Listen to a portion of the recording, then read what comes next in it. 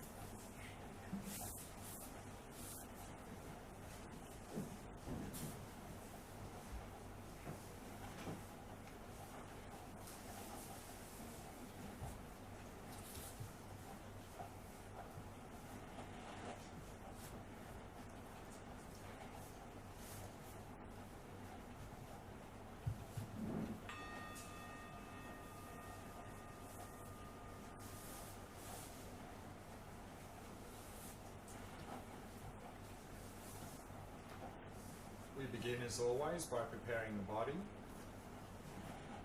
setting it into a state of relaxation, stillness, and vigilance.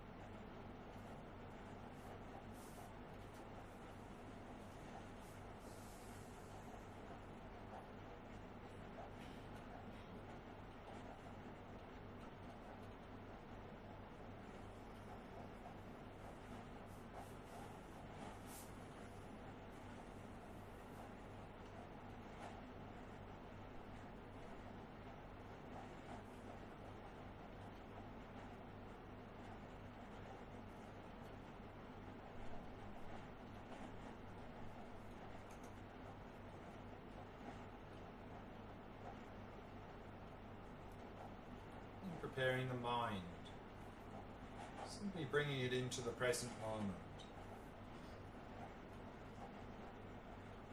letting go in particular of any expectations for this meditation. and simply focusing on the rhythm of the breath.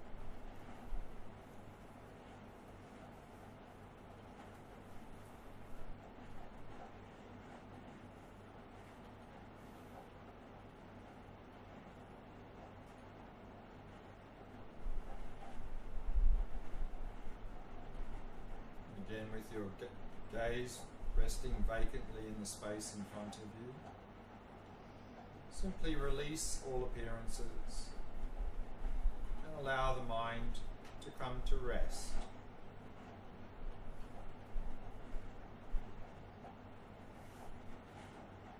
Not doing anything at all. Simply being aware of being aware.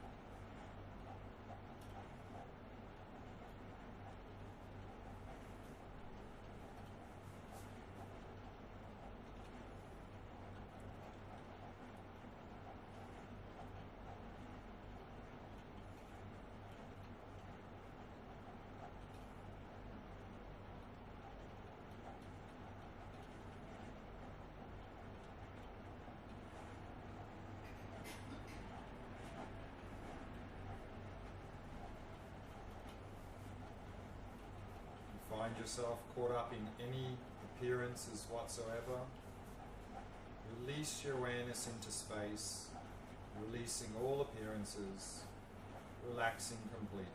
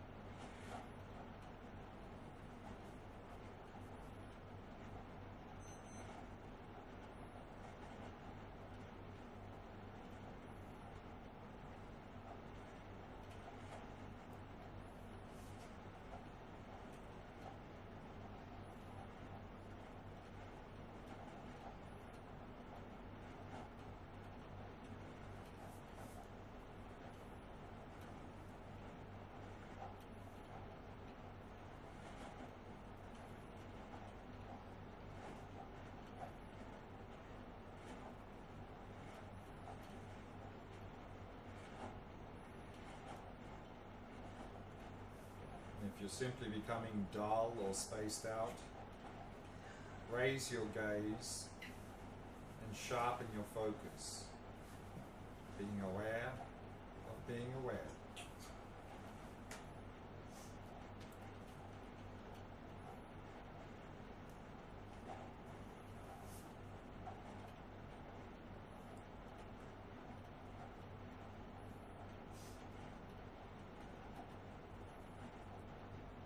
And simply rest in luminously clear awareness.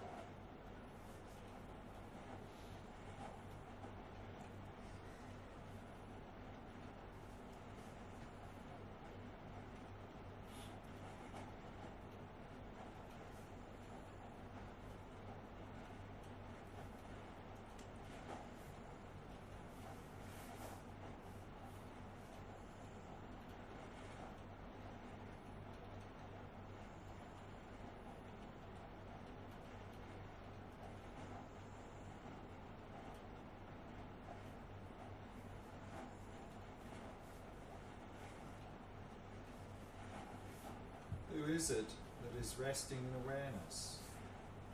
Who is the observer?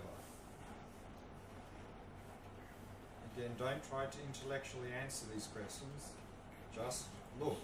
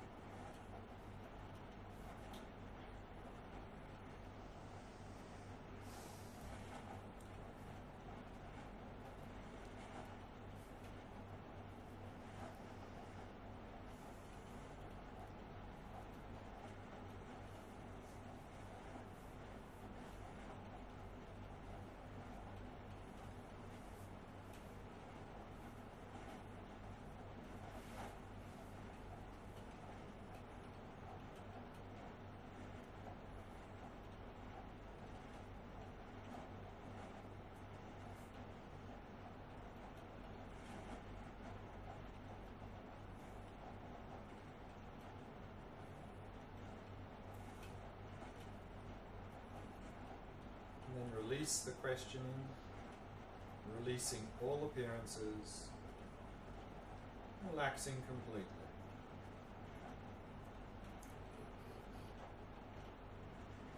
Simply resting in luminously clear awareness.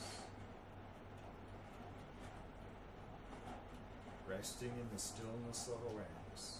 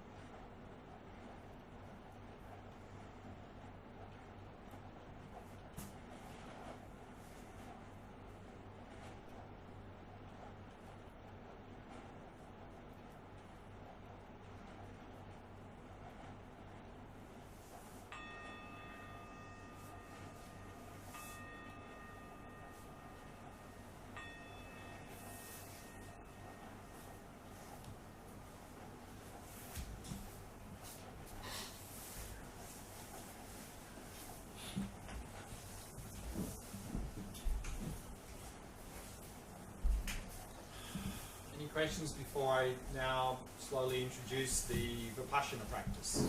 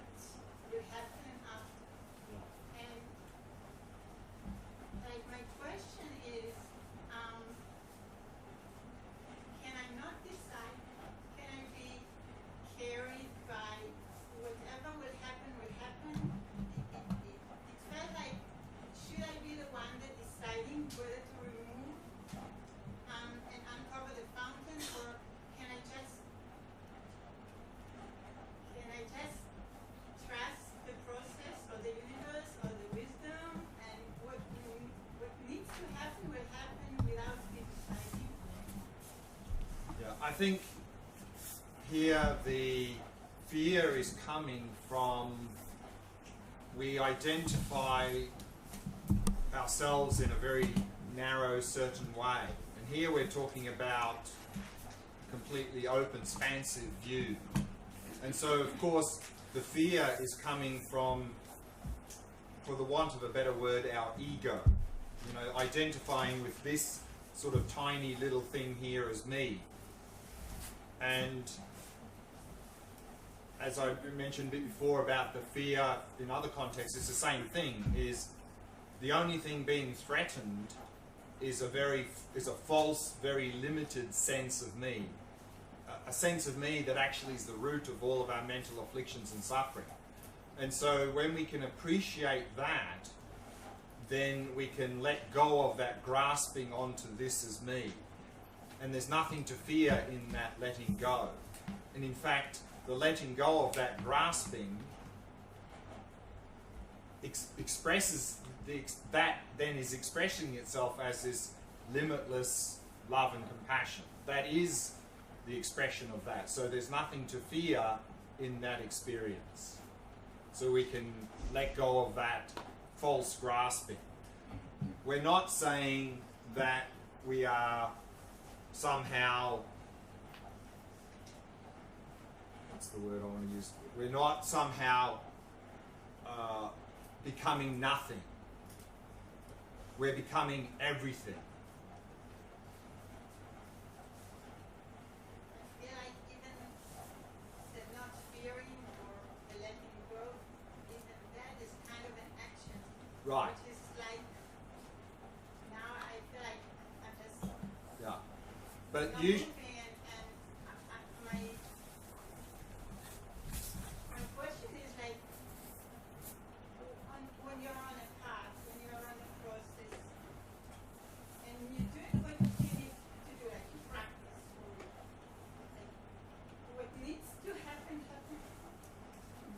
Yeah. Or you actually need to do things Yeah. because If- once you want to be enlightened, Yeah. enlighten them, who is the one thing, and Sure, and exactly. that craving for, but if you just Yeah.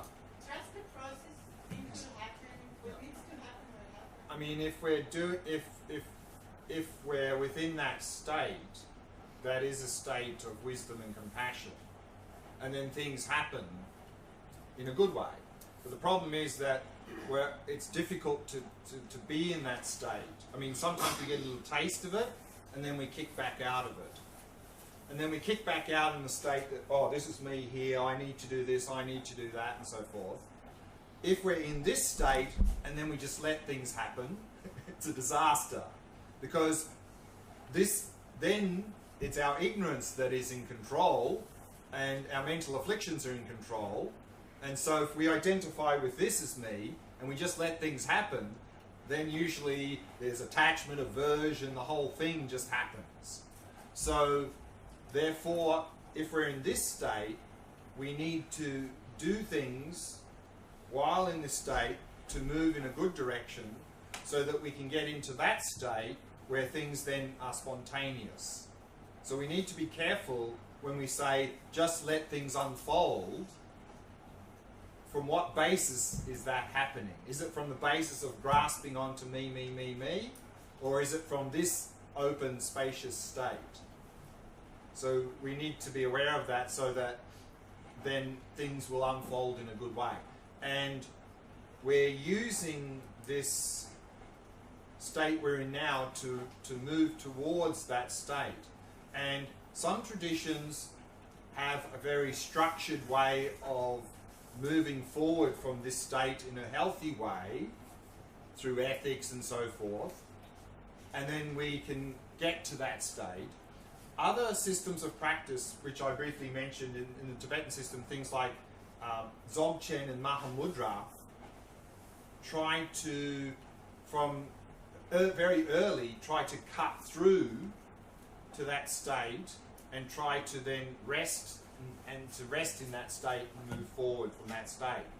This is not so easy, but this is another approach. There's one approach where we use the state we are now in a very structured, methodical way to move forward to a point where we can then just drop it and be in that state. And the other one approach is, again, is to try to cut through this state right now and be in that state and then let things unfold from that state.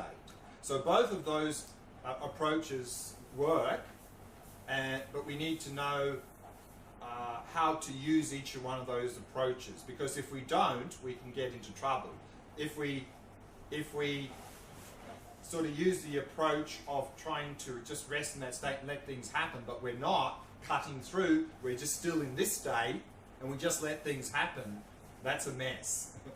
And if we're using the other approach, but then at some point we don't let go, then we're stuck in this state.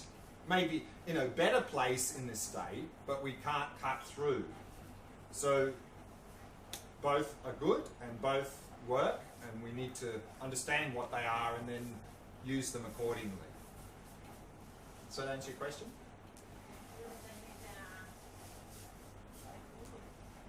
Particularly this approach of cutting through into the state you described and then resting in that and moving that, there's a huge potential for go completely astray in that. So if you have a qualified teacher, then that can be a very powerful method. It can really accelerate progress. And this is really the approach that's used in the Mahamudra and Dzogchen systems of practice in Tibetan Buddhism. Zen has a little bit similar approach to sort of cut through. I don't know much about Zen, but I think it is a little bit similar type of approach. And so in those approaches, they're very powerful, but you really need to have a close connection to a qualified teacher to be able to utilize that approach. To try and do it on our own, probably not going to work, and there's a big scope for going very much astray. Down the back. Yeah, you.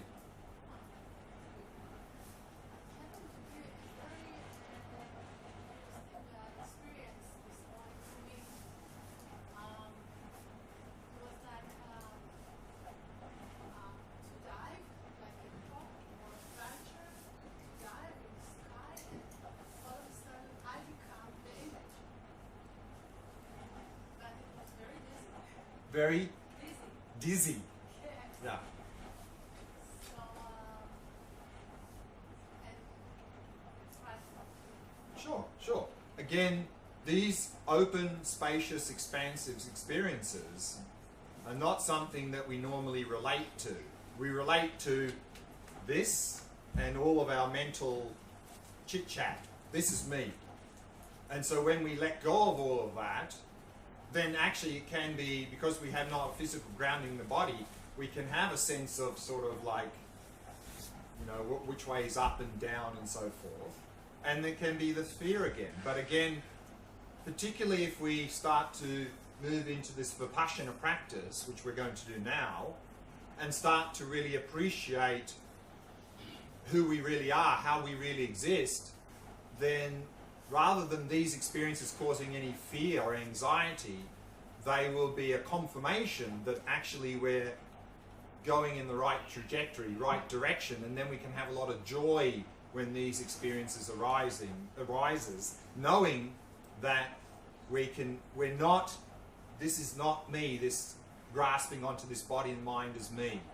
And this can really inspire us to continue in the path. So that's why I think it's important and helpful to investigate the Vipassana practice, because I know I've talked to many people who, when they start to meditate, particularly through this shamatha sort of practice, they have this sort of experience and they have the fear and it paralyzes them and they just stop meditating altogether because they think they're either going crazy, they're doing something wrong, or they feel like they're going out of existence, and they grind to a halt. They just stop everything. because you don't have any coordination, any grounding. Exactly. So because you have no framework, because often people just jump into practice just like that. There's no framework. They have this experience and they misinterpret it, and then they come to a grinding halt, thinking they're going crazy or they're going out of existence or whatever, and then just stop everything. Whereas if they had some framework, they would understand that this is a valid experience, and then instead of fear, they'd have joy, and it would inspire them to go further into the practice. So that's why it's important to have this framework, so we can interpret these experiences correctly and not end up being paralyzed by fear. Back to very basic. I'm not sure I know or understand what awareness is. Awareness here, of course, is just another word for mind. And to know the mind is through observation. Of course, we can talk about the mind and say it has this and this and this quality and so forth. But the only way you're going to know the mind is to observe it. And so we observe it in the shamatha practice, particularly resting in awareness, we're directly observing it. And then to get a deeper understanding of the mind, we go into Vipassana, where we investigate that mind. So both shamatha and Vipassana will help us to better understand what awareness and what the mind is. So it really does come through experience. Okay, so let's go to the Vipassana practice now. So with mindfulness then, we can talk about cultivating mindfulness, strengthening mindfulness. So this is the shamatha practice, which we've been doing up until now. And so in this practice, of course, we are picking an object, focusing on that object with mindfulness and holding it and strengthening, continually strengthening the mindfulness, our ability to hold the object. So then once we've developed mindfulness more fully and mindfulness is able to hold the object better, then we can apply mindfulness to investigate the nature of reality. And this, of course, is Vipassana practice. Yeah.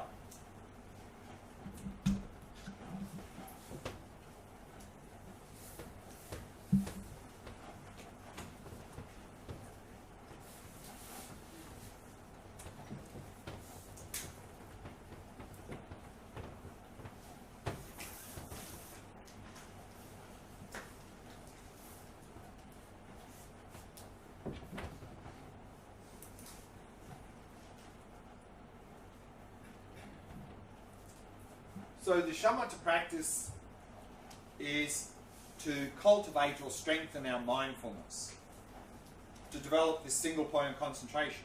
And as we've seen, that practice in itself brings a lot of immediate benefit in our life. You know, we're more calm, our mind is more clear, we're more focused, more effective in everything we do, much less agitation and stress, much better mental balance. Often that results in improvement in physical health. We enjoy simple pleasures in life much more, and so on. So a lot of immediate benefits. But from a Buddhist perspective, the main reason we're doing this shamatha practice is to be the basis of Vipassana practice. Because it's the Vipassana practice that can help us to gain an insight into reality and thereby overcome our distorted view of reality, which is the source or root of all of our mental afflictions and suffering. So again, the main purpose of shamatha practice, of cultivating mindfulness, is so that then we can apply that mindfulness in our investigation in the nature of reality. Because we need a calm, clear, focused mind to do this investigation. If our mind is not calm, clear and focused, we can investigate a long time and not come to any conclusion, any discovery. So when we are applying mindfulness, we talk about the 4 applications of mindfulness.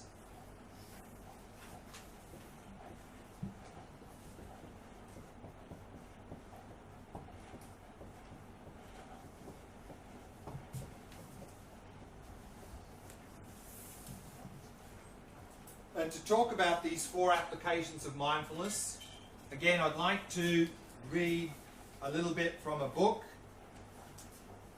again from Alan Wallace. So in the shamatha practice, we looked at his book called Attention Revolution, which is all about the shamatha practice. He also has a book about these 4 applications of mindfulness called Minding Closely, the 4 applications of mindfulness. So I'm going to read a little bit from that book on page 43. Minding Closely, the name of the book. And he says the following. He says, the 4 close applications of mindfulness, and those of you who followed a little bit of the part of the Theravada tradition, in Pali, of course, this is Satipatthana. Yeah, 4 foundations, 4 applications, yeah. So the 4 close applications of mindfulness constitute the bedrock of the Buddha's teachings on insight or Vipassana, optimally fused with meditative quiescence or shamatha in a mind finely honed in attention and samadhi. Classically speaking, one is cultivating the mental faculty known as mindfulness along with its corollary, introspection. Observing the breath might sound boring, but the development of attention skills is not done for entertainment. These practices stabilize and enhance the quality of attention. The principal method to shape, refine, and polish mindfulness is the practice of shamatha.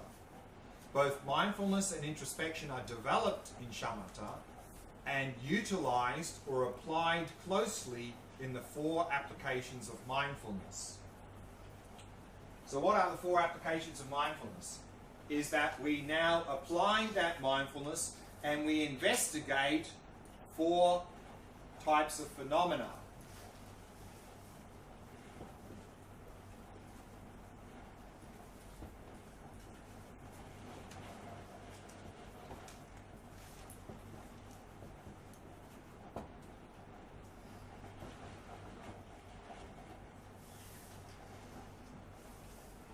We investigate the body, feelings, the mind, and phenomena in general. So let's have a look briefly at what each of these practices entails. So again, I'll read here from the book, same page 43. He says, the first close application of mindfulness is directed to the body and our immediate experience of the physical environment in our lived world. When the Buddha speaks of the close application of mindfulness of the body, This means corporeal embodiment. At this moment, what tactile sensations of embodiment are arising? How does it feel to move the body? Of course, the body does not exist in isolation, but is inextricably embedded in a broader physical environment. To attend to the body while ignoring the environment makes no sense. The body is embedded in the world, breathing it, being breathed by it, taking it in, and giving it out. The close application of mindfulness to the body implicitly entails mindfulness to all 5 physical sense fields: visual, auditory, olfactory, gustatory, and tactile. I'm attending to my body when I hear the sound of my own voice, observing that this sound is embedded in the domain of experience of hearing.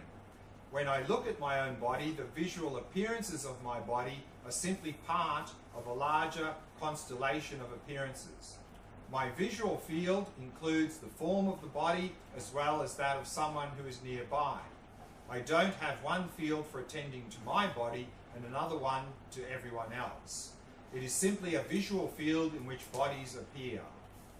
When I attend to tactile appearances, a plastic bottle of water in hand feels cool, firm, and slightly squishy. At the same time, I have a proprioceptive awareness of my hand itself. Our awareness of our own body is embedded in our sensory awareness of the environment. This is the first application.